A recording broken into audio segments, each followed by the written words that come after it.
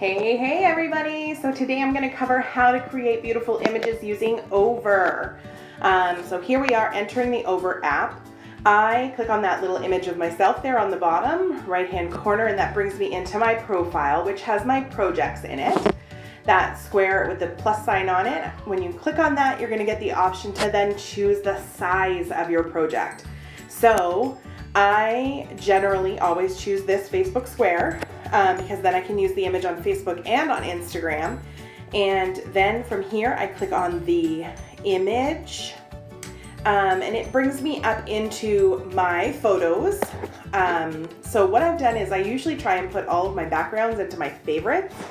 And then that way it's easier for me to sift through when I'm going to create an image. So here we go. It drops down into the middle, and then I stretch it or shrink it and move it with my index finger and my thumb and just shift that around. Now you see here what I've done is I've duplicated the image because I don't necessarily want to stretch it out too big, because then it'll distort the image. You want a nice crisp image. So for something that is detailed like this, I'm not going to stretch it out too much. So I'll just duplicate it, play around with the placement of it, and then I'm going to add a graphic here. So the second tab on the bottom there from the right, and then the Graphic Basic Shapes by Over are free shapes that you can add to your image. And so as you see here, I chose this like long rectangle, and I'm just going to stretch that out. Again, I'm just using, there is a tab for sizing, but I find it's way quicker to just use my fingers to manipulate the pictures and the images over. So here is my fancy trick for how to change the color. I've clicked on that circle in the color tab, and it actually, as you drop it around everywhere, it'll pick up whatever color you drop it on. So this has been such a huge time saver when trying to color match things, because now you don't have to figure out what color it is. In the color wheel, you can actually just go and drop it on. And then if you want to go back in there, you can edit and change the opacity, I think is how you say that, but whether or not you want it to be translucent or whether you want it to be, like a solid color. I like to usually leave it a little bit lighter than solid, just because then it just, to me, it looks more authentic. It looks more genuine. So then the next step I do is I add a text box. So you click on the text at the bottom, then you type in your text and choose your font. So you can choose your font when you are in the text box, but it has the paid fonts as well as the free ones. So I find that what I do is I just wait until I put the font in, whatever it's going to be, and the text in, and then I change the font once I'm out here. I find the font I like, I size it, again just pinching in and out with my fingers to get it the right size, shifting it around. I can change the color, I can add a shadow. There's all kinds of things that we can do in here. You can change the color of your shadow, the intensity of the shadow, whether or not it's hard or blurred.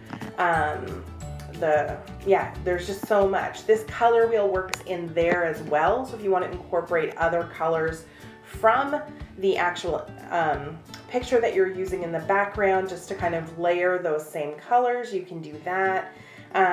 So it's just an awesome tool in there. So now I'm going to add another text box with additional text. So in here you can also see that you can align the text. So now I'm going to shrink this. I'm going to figure out exactly where I want it, move it around a bit. Then I'm going to change the color here. Oh, I don't know if I like it black. So let me see what the different color shading may be. All right, hold on. No, I like it white better. So I'm going to put it white, and then I'm going to put the same shadow in the back, maybe move that a little bit. And if you ever kind of lose your box, because you can generally just tap on the box, like on the text box, and that'll let you edit it, or you can tap on your graphic and that'll let you edit it. But if you can't, that hamburger stack there at the top right hand you can click on that, and that actually gives you the layers of your image. And then you can go in to the layers of your image, click on that, and when you come back out, you should be on that part of the image. So here we go. I'm just gonna add that darker orange for my shadow. And yeah, I think I'm pretty happy with how that is there. So next thing I'm going to do, another text box. So you can just do multiple. You can layer them and layer them and layer them. Now you can, there are options to change your font, like your layout pretty much. So like if you typed everything in lowercase, for instance, you can go in to the text option and you can actually change it so that it uses a capital at the beginning of every word, or so that it is all in capitals, or if you've done it all in capitals, it'll change it all to lowercase if that's what you'd like. But because I want a mix here of the first word being capitalized and then the last word, the over, I want it completely capitalized, I'm gonna have to manually make sure that everything is exactly the way that I want it. But like I said, sometimes it's super, like it's way easier to just type it out and then adjust it from there. So I'm gonna show you here. So here is where we can change, let's just get this in the right place here. Yeah, I like that color better. So here is where I'm showing you that I can move these, I can move the spacing. So I'm not sure that I want this font though. So I'm gonna switch the font out. So I'm gonna find something else. And I just slide through them and kind of see what it looks like and see how it comes out. Now some of the fonts are all capitalized.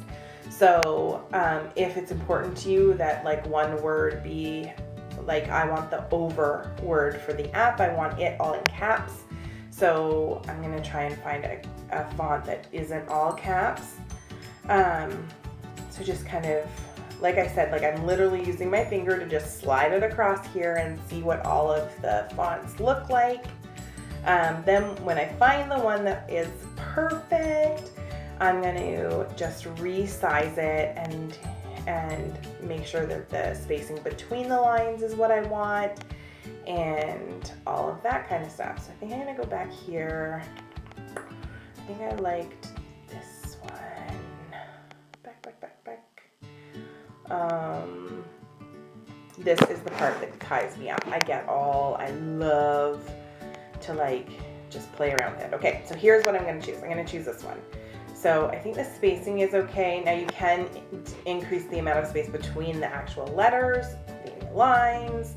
You can curve the text. You can do all of those kind of things when you're editing the text in there. And then now I'm gonna add my watermark. So I know a lot of people ask about watermarks. I just use the plain old text box. I use the same font every time. And then what I do is I just go into the opacity, I think that's how you say that, tab, and I just make it super light. So sometimes I'll do multiple ones, sometimes I'll put it right under the text on the image, and make it even lighter. So it just gives you the option to kind of play around with where it is. Sometimes I hide it in the flower leaves and things like that just to make it fun. So here's that sandwich menu I was talking to you about, and here's how you just kind of slide the things around. So see, now I'm going to use the same image to create another image. So the benefit of this is you're going to spend, as you go, you're going to spend less time creating your own custom images because you're gonna just reuse the things that you already have. It's just a matter of changing a font or changing a color of a font or changing the color of that graphic box, like change that to a different color. Now you've got a completely different image and it is still in alignment with your branding, in alignment with the color scheme that you're consistently using, and it's just gonna save you a ton of time in the future. So here we go. Now we're gonna make an image for the October Live Challenge. So I've got my text in here. I'm choosing what font I think looks the best.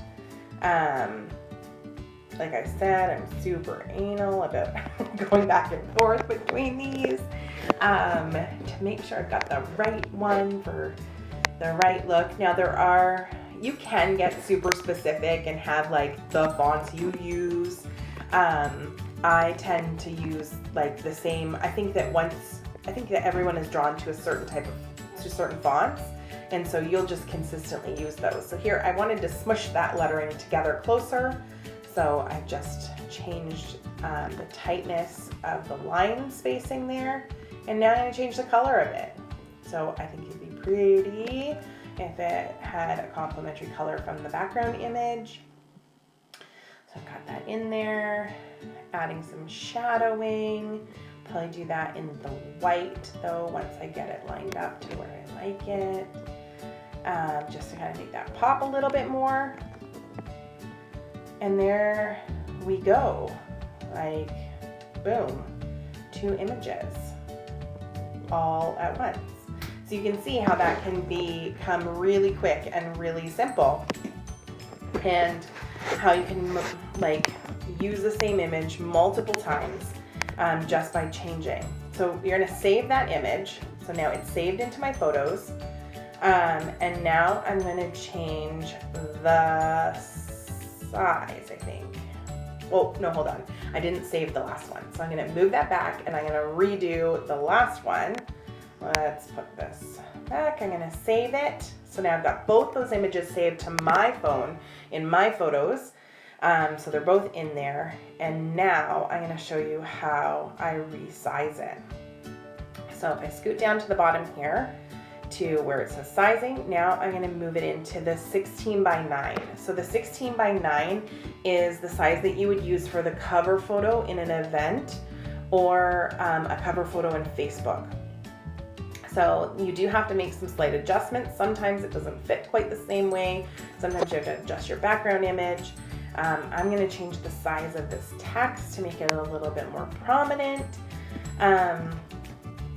But yeah, see how easy this is? So there you go, like 3 image options, all within minutes of each other.